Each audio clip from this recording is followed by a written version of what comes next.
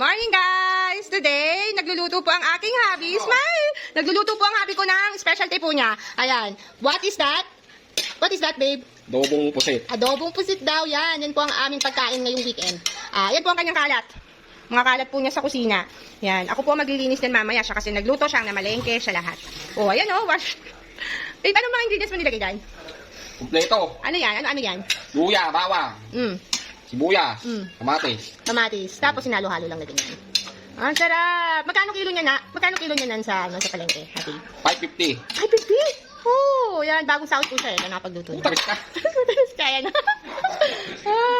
Nilagyan na po niya ng toyo at suka po yung kanyang niluluto. Ang lalaki. Lilit yan. Parang mga imported yan ah. Lilit. Maliliit? Lilit Maliliit yan. Lilit pa. Yan. Yan po ang kanyang halo-halo. Halo-halo na. Paminta rin. Nilagay mo na. Ito na yan. Complete na. Tapos tatakpan na lang po.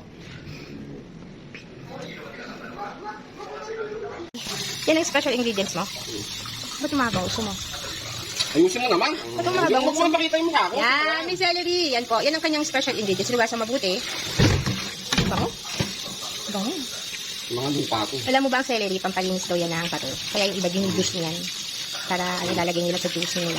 Pampalinis ng mga bato, pang wash out. Yan po. Special ingredients po yan ang kanyang adobong pusit. Wow. Kumain mo na.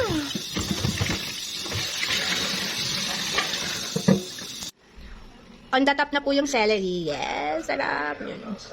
Ganun pala yun.